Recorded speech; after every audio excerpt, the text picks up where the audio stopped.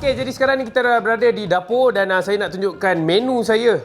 Yang saya tak sabar nak masak sebenarnya. Menu ni sebenarnya kalau nak kata, kalau bulan puasa tu memang orang mencari-cari sebenarnya dekat bazar Ramadan, iaitu bergedil ayam.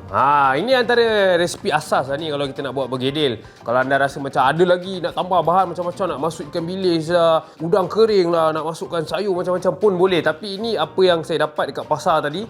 Ini yang asas yang kita boleh pakai dan anda dekat rumah pun boleh cuba buat lah. Okey, jadi untuk langkah pertama apa yang saya akan buat adalah kita akan masukkan ayam ni. Kita akan tumis ayam ni, tapi sebelum tu saya akan perap sikit dengan kita punya ladi hitam, dan juga sedikit garam. Kemudian kita gaulkan dia. Yang ini saya akan gorengkan dia nanti. Goreng sampai dia betul-betul lembut, sampai kita boleh, ayam ni kalau boleh kita nak bagi dia betul-betul hancur lah, senang kita nak gaulkan dia nanti dengan kita punya kentang dan juga bahan-bahan yang lain. Okey, jadi sekarang kita dah gaul, dan kita akan masuk dalam kuali. Panaskan minyak. Okey, jadi sebenarnya dia ada, kalau nak goreng ni, dia ada cara dia. Yang pastinya kalau kita nak goreng, tak nak bagi sampai keras adalah kita jangan goreng dia sampai dia betul-betul kering. Maksudnya kita goreng dia biar dia masih lagi jus. Macam kita makan ayam goreng kan, biasa kat luar tu rangup, dekat dalam tu kan masih ada lagi kelembapan dia kan. Maksudnya ada jus ayam lagi. Kita nak sampai tahap tu, kita tak nak sampai dia kering. Dan tapi tak apa, saya akan tunjukkan macam mana kita nak dapatkan goreng ayam yang terbaik, yang tak kering tapi rangup. Okey, sekarang minyak dah panas, kita masukkan. Masukkan ayam, masakkan dia. Okey, jadi kita goreng. Buat macam ayam goreng biasa. Kita kacau sikit, gaul-gaul sikit. Sampai dia betul-betul warna perang-perang sikit. Sama kalau anda pakai daging pun sama cara dia. Potong kecil-kecil sikit, kemudian kita masukkan dekat dalam punya kuali ni, masakkan dia dahulu. Paling kurang pun bagi dia separuh masak lah. Melainkan kalau kita pakai seafood, maksud seafood ni adalah macam kita pakai udang, sotong ke, itu tak ada masalah kalau kita tak goreng dia dahulu. Itu kalau rasa macam nak celur ataupun nak rebus dia je pun dah boleh lah. Sebab rebus ni dia dah bagi dia akan jadi separuh masak. Lepas tu senang lah kita nak gaul dengan kita punya kentang semua. Dan itu bukannya sebab itu je, dia sebenarnya akan buatkan kita punya bergedil ni dia akan lebih tahan lama lah. Biasanya kalau kita bahan-bahan yang kalau kita tak cukup masak ni, kadang-kadang kalau kita nak masukkan dia boleh, tapi dia tak tahan lama. Dia tak cukup lama, macam 2-3 hari kan. Lepas tu dia dah basi kan. Alright, jadi yang ni kita akan masakkan ayam ni, nampak? Bagi dia perang-perang sikit. Dan sekarang ni kita boleh nampak sendiri, macam tadi minyak sikit je tapi dia jadi banyak ni sebenarnya sebabkan jus daripada ayam tu sendiri. Jadi kita akan masak sampai dia punya buih-buih ni makin kurang, lebih kurang dalam 3 ke 5 minit lah. Lepas tu kita akan angkat dan kita akan goreng kentang pula.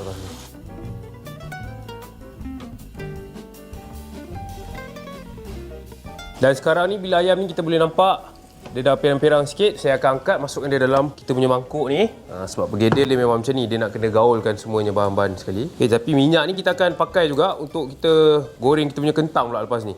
Kentang ni kalau boleh kita potong dia pun tak nak terlampau besar sangat, lebih kurang macam saiz ayam ni pun cantik. Satu sebab senang kita nak penyekkan dia, yang kedua nanti dia cepat sikit masak. Masukkan semua ayam dalam ni. Kecut. Alright, minyak ni biar je.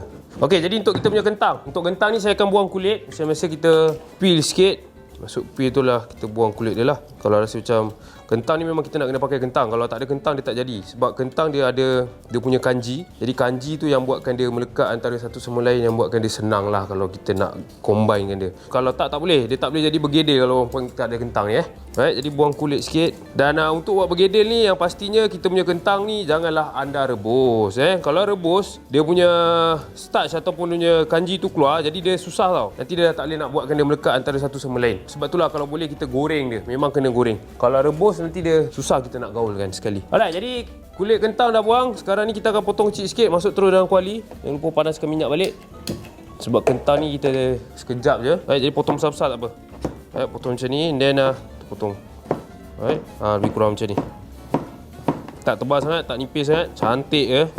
Cepat pun cepat kalau dia nak masak nanti. Jadi kita boleh jimatkan masa. Alright, potong sikit lagi. Okey, kita pakai 2 biji kentang. Right, potong kecil sikit. Lebih kurang kalau boleh semua potong sama tebal. Jangan ada yang tebal, ada yang nipis, ada yang tebal lah. Kita tak nak, nanti kalau tak nanti dia masak tak sekata. Lepas tu bila kita nak gaulkan nanti dengan ayam tu semua, dia jadi macam susah sikit lah. Lepas tu ada pula nanti yang makan macam rasa mentah. Okey, minyak pun dah panas. Masukkan kita punya kentang pula. Okey, dan sekarang kita nak kena tunggu kentang kita masak. Dan sementara tu sekatakan dia sikit. Sementara tu saya akan lenyekkan kita punya ayam. Ayam kita yang kita dah goreng tadi. Lenyek ni, yang ni untuk burger sebenarnya ni. Burger, daging, boleh lah. Jadi kita lenyek je. Sebab kita nak hancurkan dia sikit. Supaya nanti senang kita nak gaulkan dengan kita punya kentang tu. Okay, jadi bila kita goreng ayam ni, kalau dia sedang elok, dia akan jadi senang nak hancur nampak macam ni. Dia dah mula pecah-pecah. Sebab dia tak terlampau kering sangat, dia masih lagi lembut. Jadi bila kita nak penyek-penyek ni macam ni, senang lah. Ni kalau rasa marah-marah ni, geram-geram ni, penyek ni. Tapi tak boleh bulan puasa ni, tak boleh macam tu kan. Tekan sikit. Yang penting bagi dia hancur je. Sebab itulah pentingnya bila kita potong ayam tadi, potong dia kecil sedikit. Dadu-dadu cantik je. Kalau besar sangat kan, nanti kita nak tekan macam ni, dia agak susah. Okay, ayam ni pun hancur nampak oh. Okay, cukup. Lepas ni nanti kita akan masukkan kita punya kentang pula. Dan kita akan lenyekkan lagi sekali. Kali ni kita masukkan kentang dan juga bahan-bahan yang lain untuk kita lenyekkan. Ayam macam ni pun dah tergoda dah kan. Baiklah, sekarang ni kita tengok kita punya kentang ni.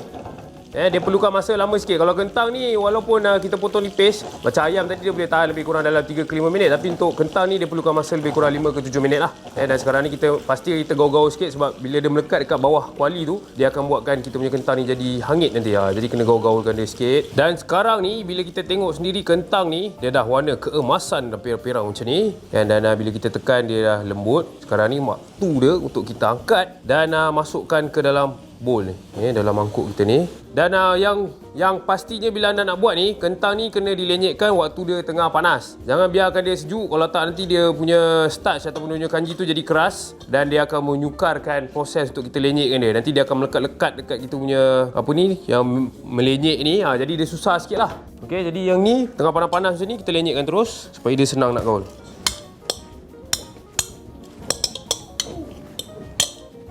Okay, jadi kita lenyek sikit. Dan sekarang ni bila kentang tu dah hancur, kita akan masukkan bahan kita yang lain. Yang sekarang ni saya akan masukkan dulu kita punya bawang goreng. Ini rahsia dia lah, bagi rasa sedap, bagi rasa rangup-rangup. So bawang goreng sikit. Dan saya akan masukkan kita punya sos tiram. Sos tiram sikit, jangan banyak sangat. Okay, kita boleh gaul nanti. Dan seterusnya kita punya daun-daun ni.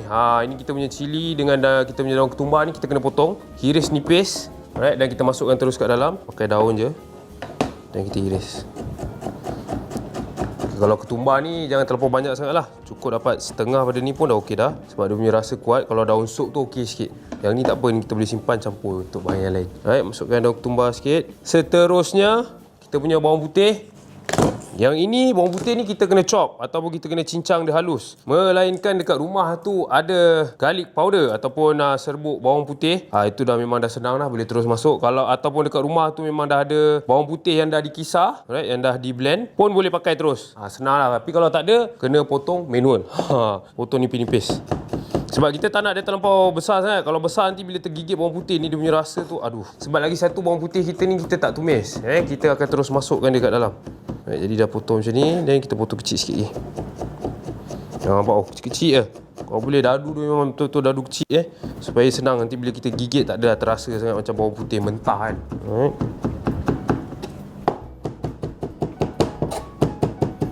Mana yang nampak besar-besar kita cincang sikit lagi. Inilah proses dia, cara dia kalau kita tak ada blender dekat rumah kan. Tak ada blender, rasanya nak buat manual lah. Macam ni lah cara dia. Cincang sikit lagi. Walah. Right, sekarang kita masukkan terus. Okey, sedikit cili padi. Saya rasa cili padi ni kalau kita pakai 2 pun okey kot. Kalau 3 takut pedas sangat sebab kita nak potong kecil-kecil macam ni. Halus je, biar dia rasa macam hujung-hujung kan nanti. Maksudnya bila orang makan kan, dia macam tergigit sikit-sikit macam ada cili. Jadi kita potong nipis-nipis. Sama macam mana kita potong bawang putih tadi, sama juga dengan cili ni. Kemudian kita cincang sikit. Saya kat rumah kalau blender tu tak ada lah kan, tak ada batu lesung apa. Macam ni lah cara saya nak kecil-kecilkan bahan-bahan untuk cili ke bawang ke apa. Masukkan terus. Baiklah, dekat dalam ni kita dah ada kita punya kentang, kita dah ada ayam, kita ada daun ketumbar, kita ada kita punya sos tiram. Dan sekarang kita nak kena masukkan juga sedikit garam dan juga ladi hitam. Tapi itulah, saya sebenarnya ada soalan nak tanya dekat anda semua. Agak-agaknya apa bahan yang saya tak ada hari ni? Yang kat depan ni apa yang saya tak ada? Tapi yang sangat diperlukan untuk buat kita punya bergedil. Saya tak terlupa, tapi saya saja sorokkan untuk anda biar anda fikir sikit apa yang kita perlukan. Apa dia? Nanti saya akan bagi tahu apa yang saya perlu. Tapi sebelum tu kita nak kena gaul ni, bagi dia sekata. Bau dia. mengancam. Tak boleh bau lama-lama, makro bulan puasa ni kan. Baiklah, sekarang ni apa yang tinggal adalah kita punya telur. Tapi ada je kat bawah ni, saya tak tunjuk kat depan je tadi. Alright, jadi telur ni sebenarnya kita perlukan untuk kita nak gaul nanti. Sebenarnya kita akan padatkan kita punya bergedil ni. Kemudian kita akan celupkan telur dan kita goreng balik menggunakan minyak yang sama kita pakai untuk goreng ayam dan juga goreng kentang. Okey, jadi untuk kita punya cara, langkah yang terakhir, apa yang kita nak kena buat adalah kita akan bentukkan dia. Pastikan tangan anda bersih dan kita akan pecahkan kita punya telur kat dalam ni. Sebiji, gaul sikit. Supaya nanti bila kita nak goreng bergedil tu, dia tak akan pecah lah Ini akan buatkan dia bind ataupun gam antara satu sama lain. Alright, okey, jadi sekarang kita panaskan minyak. Okey, panaskan minyak dan kita akan bentukkan dia. Yang ini bila kita nak bentuk ni, kita perlukan pakai tangan. Sebab yang pertama sekali kita nak padatkan dia supaya dia senang untuk kita bentukkan. Bila kita padat macam ni, nampak? So dia akan lagi melekat lah antara satu sama lain. Dan kita boleh bentukkan dia. Sepulang pada anda nak bentukkan macam mana. Kalau saya suka rupa original ataupun rupa asal kita punya bergedil. Tapi buat comel-comel kecil macam ni pun dah cantik dah. Okey, jadi lepas kita dah bentukkan kesemuanya kita punya bergedil ayam. Ni saya tunjuk sikit lah. Angkat sikit. Dia jadi macam ni. Boleh dapat banyak dan anda boleh lihat sendirilah. Ini orang kata memang tak kedekut lah ni. Ini memang ayam lebih. Kemudian kita celup dengan telur. Dan kita akan gorengkan dia. Okay, bila dah masukkan telur ni, pelan-pelan sebab dia masih lagi lembut. Mak Saleh panggil fragile. Okay, kemudian kita masuk dalam minyak. Okay, minyak pun dah panas. Masukkan terus. Cantik. Okay, kita buat semua ni sampailah siap. Nampak tak? Bahan-bahan dia senang tapi proses dia lama. Sebab itulah jangan terkejut kalau anda makan kat luar tu. Kadang-kadang bergedil tu harga dia mahal. Mahal betul sebenarnya kan. Tapi macam saya, daripada kita beli kat luar, baik kita masak sendiri, betul. Bermodalkan RM5 kita boleh dapat banyak ni sebenarnya. Dan anda boleh lihat sendiri, ayam dia memang tak kedekut. Kalau kat luar tu kita tak tahu mungkin dia bagi nama bergedil ayam. Tapi ayam dia pun kita boleh kira kan. Macam ni, ini ayam bergedil ni. Memang ayam lebih daripada kentang sebenarnya ni.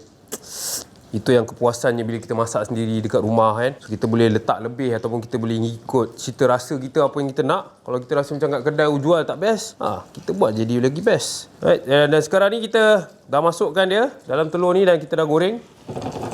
Kita biarkan dia masak lah. Sebenarnya bila dah masukkan telur dekat dalam ni, dah masukkan kita punya bergedil ni, dia masak tak lama. Kita nak bagi dia garing dekat luar je. Okay. Tapi dalam masa yang sama, pastikan kita jangan tekan dia terlampau kuat sangat. Kita tak nak sampai nanti dia pecah. Dan bila nak terbalikkan tu, terbalikkan perlahan-lahan. Satu lagi. Lepas satu lagi. Okey, cantik. Dan kita terbalikkan dia. Nampak tak ni? Right. Dia yang bila kita dah terbalikkan tu, anda boleh nampak dia dah pirang. Sebab tu kalau nak terbalikkan ni pun, kita terbalikkan pelan-pelan. Jangan terlampau kasar sangat. Dan bila kita nak gaulkan dia, kita jangan gaul dan macam pakai sudut sangat. Kita tolak-tolak sikit pakai kuali. Mana yang melekat-lekat tu tolak pakai kuali. Supaya dia bergerak-gerak, dia dah longgar, baru kita terbalikkan. Jangan paksa dia. Cantik. Ini balikkan sampai dia pirang lah macam biasa. Okey, jadi sebenarnya yang ni pun dah siap. Anda boleh nampak bila kita dah terbalikkan, dia punya pirang-pirang tu, dia punya kerangupan tu boleh nampak lah ni. Macam ibarat telur goreng. Tahu kan telur goreng warna pirang macam mana? Macam tu yang kita nak.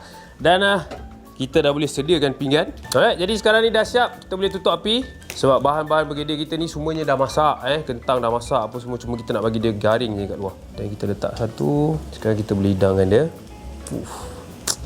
Ini kepuasan tak terhingga ni sebenarnya.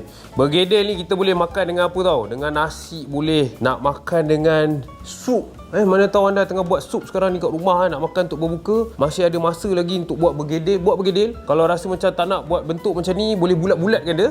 Bulatkan dia, nak buat bentuk memanjang itu pulang. Ikut cita rasa anda sendiri macam mana.